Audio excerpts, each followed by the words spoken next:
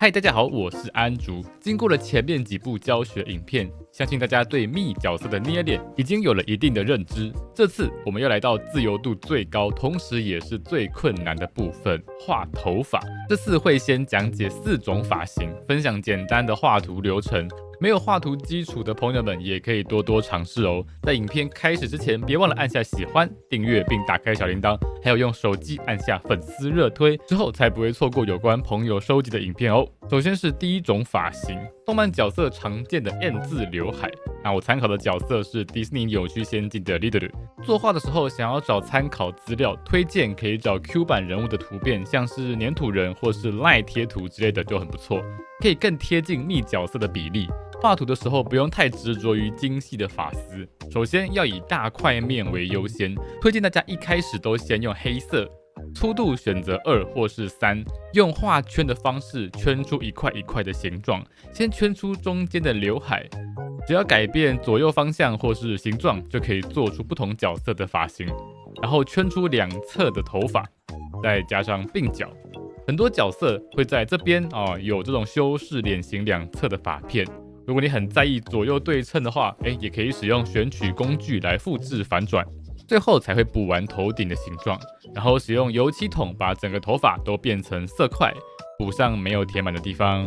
趁这个时候就可以退出彩绘的界面，重新确认一下五官的位置以及脸部的比例有没有满意。那都满意之后，就可以补上比较细节的部分了，像这里刘海的一些细节，还有2侧比较小的发丝。如果有不好画的特征或是细节，也可以先暂时不管。发色比较浅的角色，可以利用加粗轮廓的功能来加上描边。那发色比较深的话，我觉得就不用特别描边了，使用锁定透明部分的功能，在发片的交接处加上这种三角形，呈现出头发的阴影。然后用比较浅的颜色画上反光，我觉得画个圈圈就蛮可爱的。最后再来处理特征，像这里我们就用黑色大概画出类似的线条，然后再慢慢的修正。如果画错的话也不用担心，我们都可以回到上一步多多尝试。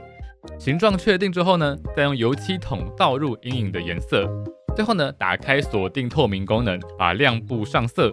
就完成喽。如果角色脸上有其他的特征，可以趁这个时候再画就好。我个人会习惯把物件画在离头发比较远的位置，然后呢画好之后，再用选取工具把它移动过去，按下 ZR 调整图层顺序，让头发保持在最上层就 OK 咯。第二种是现在很流行的露额头发型，那不管是中分还是旁分，都可以照这个方式来画。首先我们要先找到这个发根的位置，画一个倒三角形，然后呢就可以开始圈出发片了。那我们参考的资料是原神的莱欧斯利，以三角形为中心，在2侧圈出发片的形状，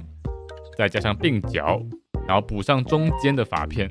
头上类似耳朵的部分，我们最后再画，可以利用翻转的方式一次完成这样子。然后呢再倒上颜色，最后呢在一开始画的三角形的下方，用其他的颜色把发根给填满，开启锁定透明功能，画挑染就不怕露出去了。最后再补上细节，因为是黑发，所以就不用描边，加上反光就完成喽。这种发型的重点就在这个三角形的部分，你只要先画了，接下来就会容易得多。第3种，头发有渐层的角色，参考的资料还是我最喜欢的原神里面的菲林斯。在确认好发片的位置之后，使用油漆桶工具倒入颜色，然后呢锁定透明的部分，选择比发色浅一点的颜色，直接像这样涂在发尾，然后呢再选更白一点的颜色，再涂在发尾。重点来了，这个按钮是涂层效果，我们要使用这个模糊功能，它就会把刚刚的色块变成渐层，是非常方便的功能。最后呢再加上轮廓还有阴影的色块。这种发型比较复杂的角色，我觉得不太需要这么执着要完美还原，对蜜角色来说，只要有基本的特征就很 OK 了。我们就加上高光，还有头顶的一些发流简单的线条，这样就完成喽。第4种是平刘海的角色，参考的资料是葬送的芙莉莲中的费伦，重点是刘海的部分，我们就先画出一整块这样子。不过要注意的是，不是水平的线条哦，而是这种有一点点弧度的线条，才不会让它变得太呆板。然后呢，选择橡皮擦工具，像这样稍微擦掉，做出一片一片的发片。那中间的部分通常会最宽，其余的部分就只要避免宽度一样就好了，可以让头发看起来更轻盈。大概分个5-6块就差不多了。然后呢，按下锁定透明，加上阴影，补上反光就完成咯，是不是很简单呢？以上就是今天的发型教学。那如果这次的影片有帮助到你，别忘了按下喜欢、订阅并打开小铃铛，还有用手机按下粉丝热推，之后才不会错过有关朋友收集的影片哦。我们下次见，拜拜。